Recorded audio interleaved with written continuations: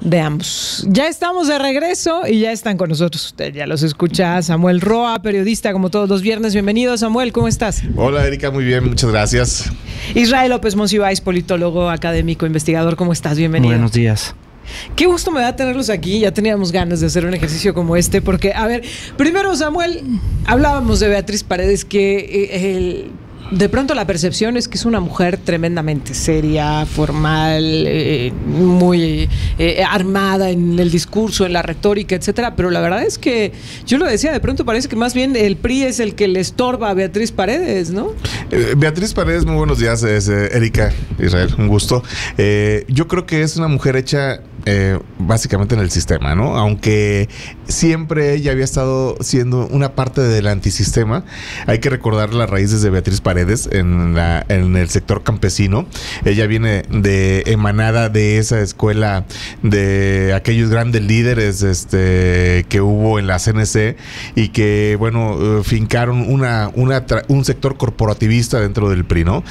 Aunque ella siempre se manifestaba de una u otra manera de centro izquierda, hay que recordar que ella pues ha siempre dicho que simpatizaba con muchas de estas ideas de centro izquierda. Pues creo que el PRI ha sido pues donde la catapultaron, donde creció. Sí, claro. Yo la considero una mujer, una estadista, es una mujer de Estado, digo, es una mujer que sabe representar bien a México ya como embajadora, pues ha estado en Cuba, ha estado en Brasil, ha sido presidenta de las dos cámaras. Lo único que le falta, pues, ser presidenta de la República. ¿Pero en qué momento? Porque tiene dos mujeres enfrente que le dificultan el camino, ¿no? Al interior del frente, Xochitl Gálvez, y en la competencia, Claudia Sheinbaum. ¿Cómo ves la forma en la que se ha estado dando esta dinámica, Israel? Porque lo que hemos visto ha sido como una constante muy marcada, ¿no? En el caso de Morena, una Claudia Sheinbaum que ha mantenido una fuerza y una distancia importante con respecto a sus contendientes, y en el caso del frente, ahora una Xochitl Gálvez que de igual forma logra marcar distancia con el resto. Yo considero que Beatriz Paredes ha logrado evidenciar dos debilidades de Xochitl Gálvez que a veces el marketing político disfraza un poquito, ¿no? Una, que le tienen miedo a la moribunda estructura del PRI. Si le tienen miedo a la estructura del PRI, hicieron que declinara Santiago Krill, pues ¿qué esperan de la maquinaria oficialista, que es lo doble o triple de poderosa, como se ha demostrado en todos los procesos electorales? Y otras son las carencias formativas de Xochitl Gálvez en lo político, ¿no? Ayer en el foro, Xochitl Gálvez decía que el mundo era bipolar y Beatriz Paredes la corrigió, sin decirle te corrijo, pero le dijo, oye, manejamos por bloques regionales, y explicó los bloques regionales. Entonces los foros ven a una Beatriz muy fuerte en lo discursivo por toda la experiencia que tiene y el conocimiento empírico de su trayectoria, y a Xochitl Gálvez con esta falta de formación y carencia al tener una vida, pues son alrededor de 20 años de diferencia en la vida pública y de cargos, ¿no? Entonces si uno contrasta eso, pues ahí se observa. En cuanto a Claudia, lo que hemos observado desde hace tiempo es una tendencia en las encuestas de que es la que pues marca que va a ser la candidata. Lo que podremos, si puede ganar una encuesta, pero considero que hay una pérdida de legitimidad en el proceso, porque desde hace años está inclinada la balanza de todo el aparato de Morena, los gobernadores, las bases operando por Claudia. Entonces puedes ganar una encuesta, pero que nació desde un inicio con una cargada. Entonces me parece que va a ser muy interesante cómo se ha manejado.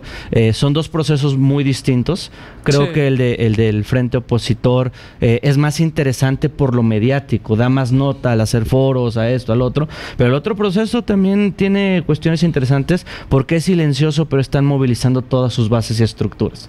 Es que creo que esa es la gran diferencia. A ver, dime una cosa, Israel, porque a mí me parece un poco utópico decir vamos a convencer a la gente de que nos apoye sin presentar propuestas. O sea, nada más parándose ahí como le ha jugado el Movimiento de Regeneración Nacional, las corcholatas de Morena.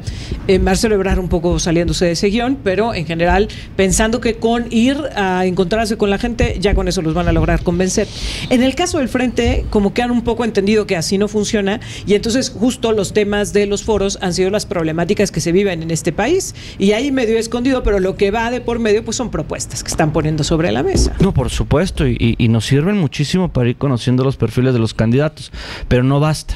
Porque si uno ve una transmisión ayer en redes, en YouTube, a cuánta población le está llegando, y tú lo contrastas con uno de los eventos del fin de semana de cualquiera de las corcholatas oficialistas, por ahora vamos a trasladarlo a votos. Yo lo que observo es una estructura territorial movilizándose sin darse muchos golpes, solo las patadas que está dando Ebrard, o la rabieta, si le podemos decir así. Y por el otro lado, sí lo que observamos es que el momento que le dicen a Santiago Krill, oye, bájate, porque todo columnistas, veíamos declaraciones de Claudio X, había personas que le pedían que se bajara, lo que te dicen es que le tienen miedo a la estructura del PRI con las reglas que ellos mismos hicieron. O sea, dicen que vamos a hacer un proceso democrático, pero cuando se trata de los votos del PRI, empiezan a tenerle un poquito de miedo, y eso es que sea más una campaña de aire, y lo que les va a quedar meses, y creo que en eso es un acierto que hayan adelantado, es hacer una estructura territorial que hoy no la tiene Xóchitl Gálvez. Ahora, justo eso te quiero preguntar, Samuel. ¿Cómo ves que van a llegar cada una? Porque hemos estado esta semana platicando con todas las casas encuestadoras, habidas y por haber, coinciden mucho en el sentido, al interior de Morena, Claudia Sheinbaum, al interior del Frente, pues lo que se ve es una Xóchitl Gálvez. ¿Cómo va a llegar cada una de esta parte que ya mencionaba Israel, de cada uno de sus procesos internos, pero además una contra otra?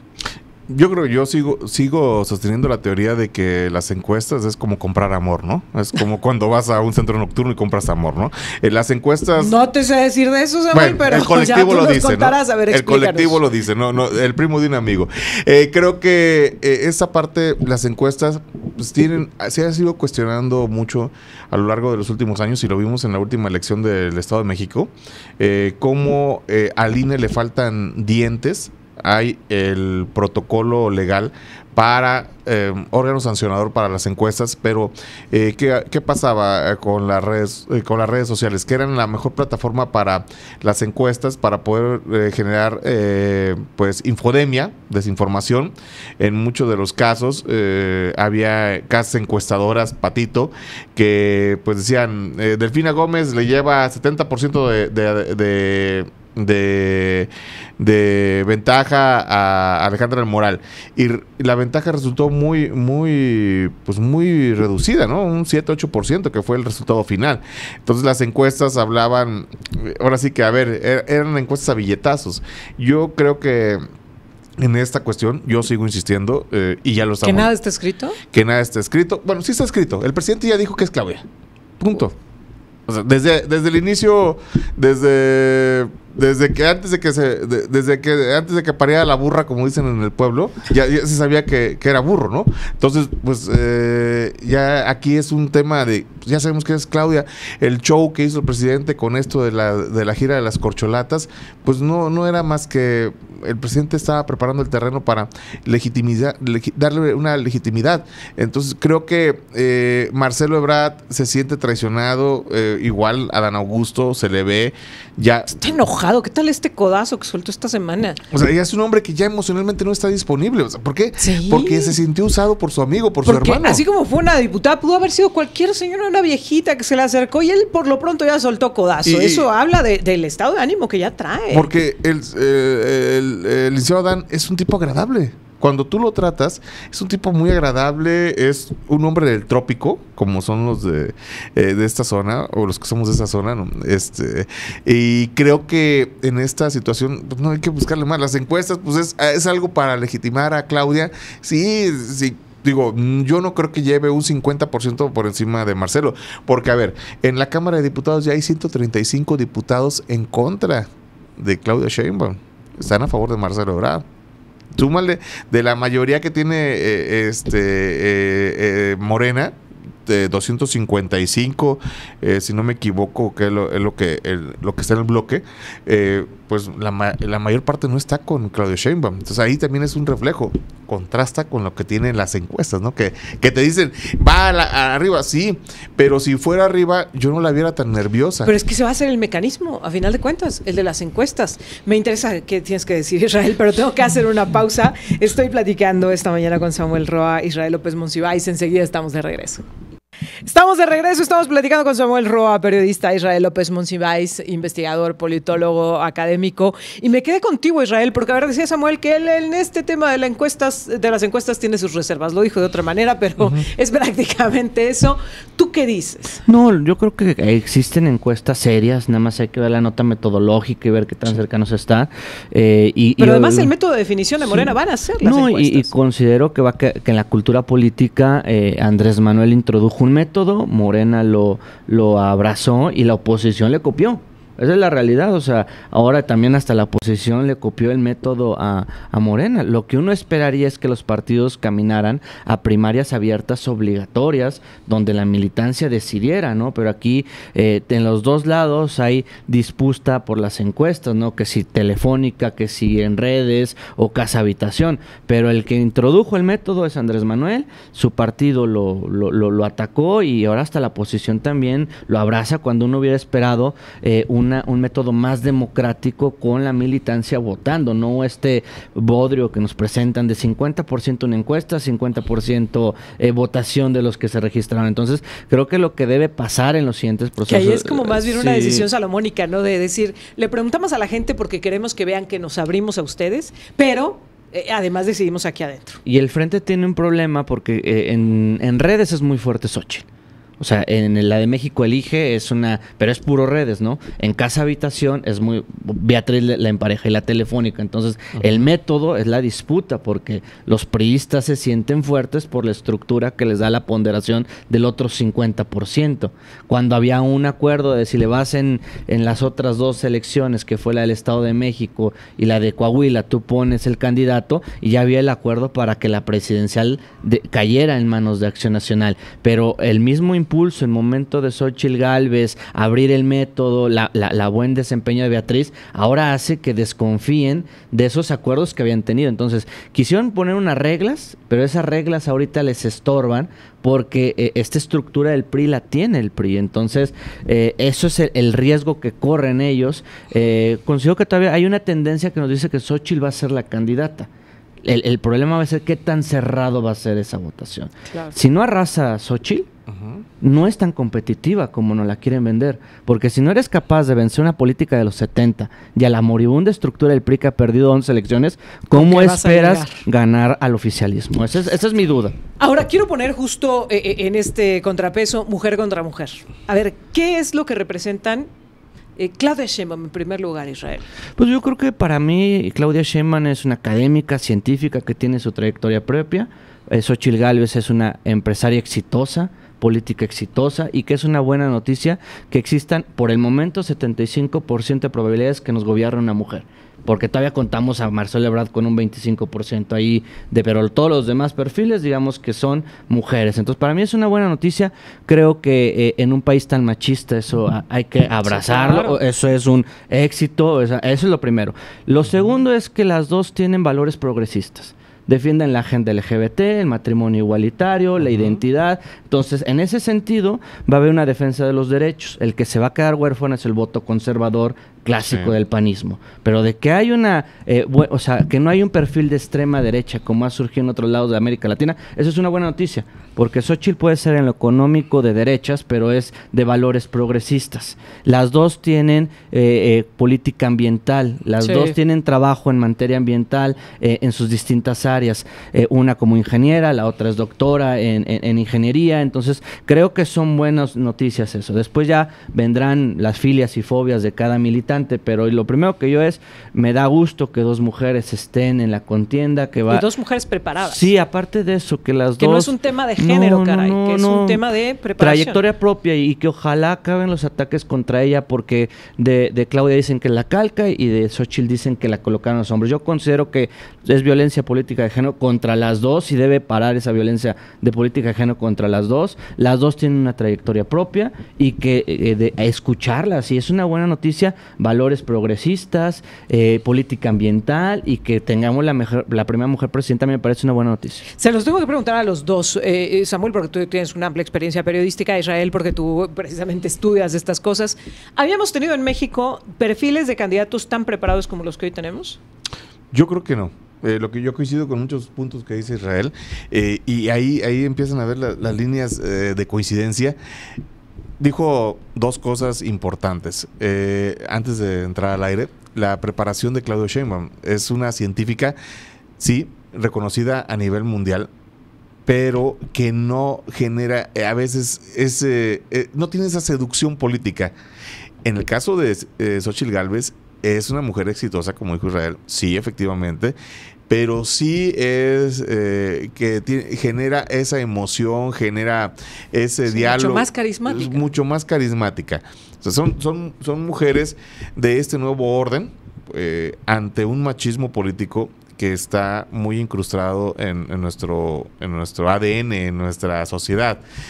Creo que el hecho de que existan dos mujeres en la contienda a la presidencia de la República habla de un cambio no solamente generacional, sino también de un cambio social.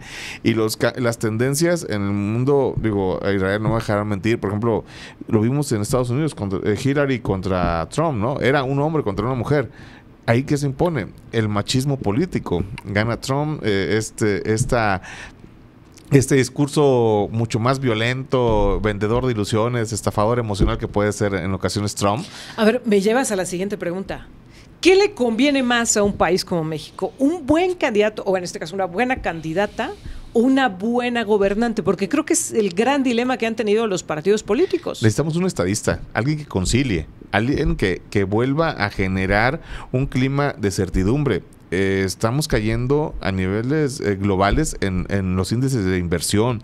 Estamos teniendo una inseguridad tremenda. Sí. Ahorita escuchaba a la gente de Rubro. Pues sí, es un tema que está en todo México, pero hay situaciones en otros estados que ya no puedes transitar. La gente quiere seguridad, quiere un estadista. El presidente ya no escucha, el presidente ya se encerró en su palacio, el presidente ya hasta se burla de un grupo de desaparecidos. Lo que pasó con Carla Quintana. Carla Quintana era un elemento valioso para el esquema. Pero cerró un ciclo, dice el presidente.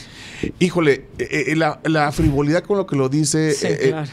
Mira, Carla Quintana era una mujer muy cercana a las víctimas, la conocí de cerca, hacía un trabajo extraordinario. Es, por ejemplo, aquí decir Jorge Vega, ahorita el subsecretario Ángel Santiago, Miguel Amaro en CEAP, que son gente que va y acompaña a las víctimas, ¿no? O sea, digo, que han estado en este tipo de situaciones, o Ulises Valencia, que estuvo en el anterior sexenio.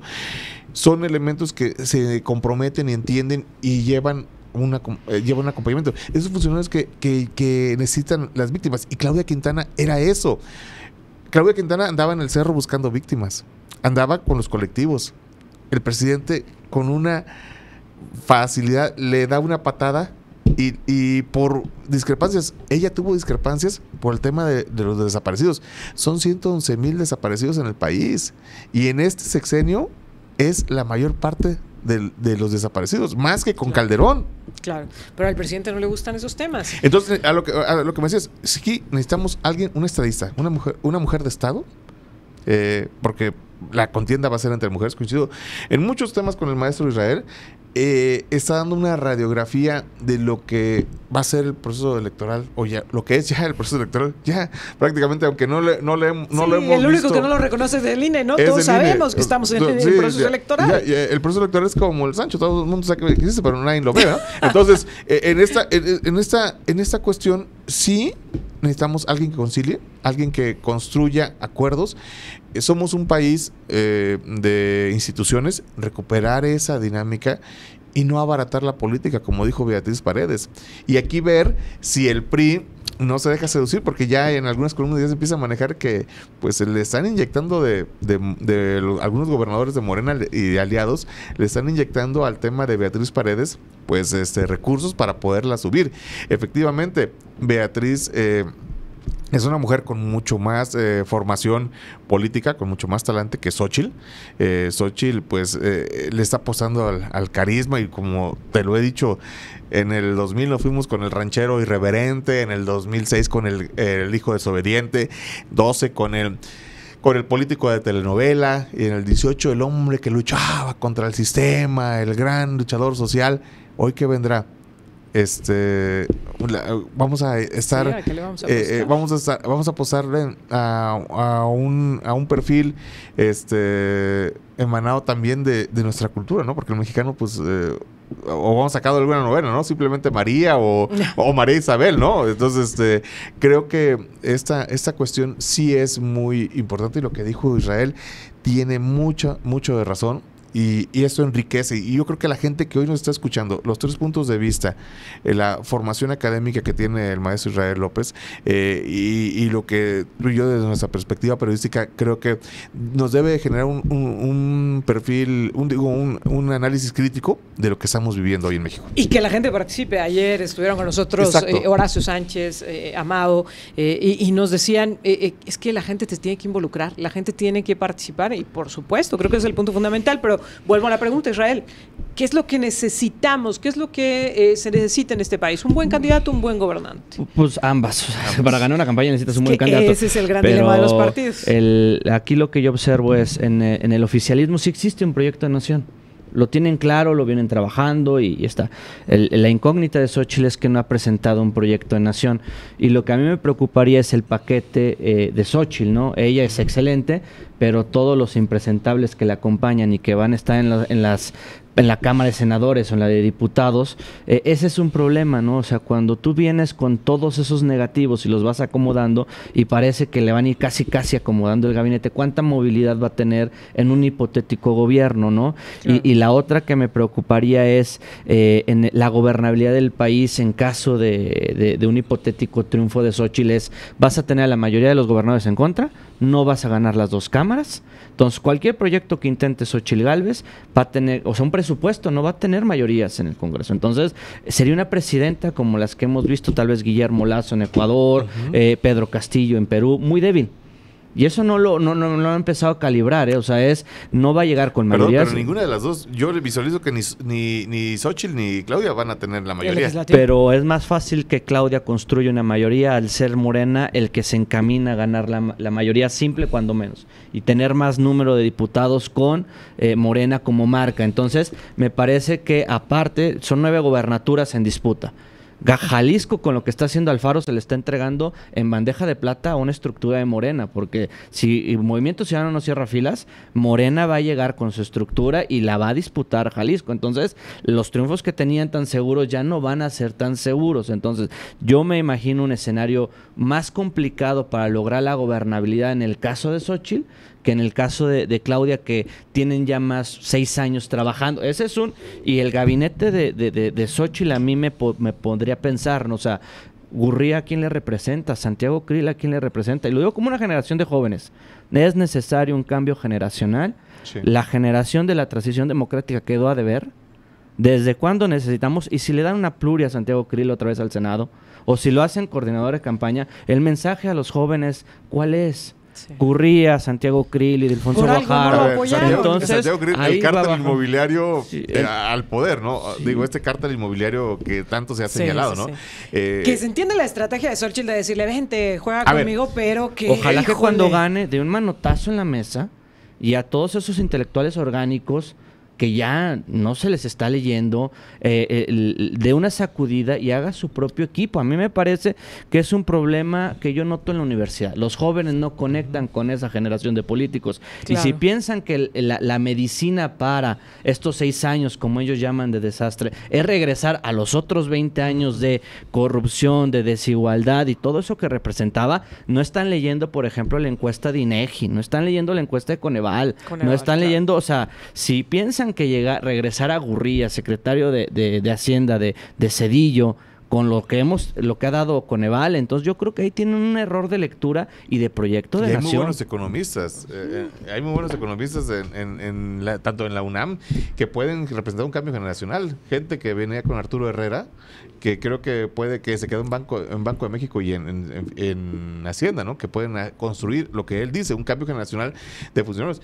AMLO lo está intentando con esta Luisa María Alcalde, con algunos jóvenes que ha estado metiendo, el chavo del SAT también, y creo que lo que dice Israel es cierto, pero también hay que ver, hay figuras importantes como Enrique de la Madrid, que es un hombre que a lo mejor lo que le puede pesar es el apellido, ¿no? Por su papá, pero fue buen funcionario. pero fue un buen funcionario, un hombre que estuvo tanto en la transición de PRI-PAN, Sí.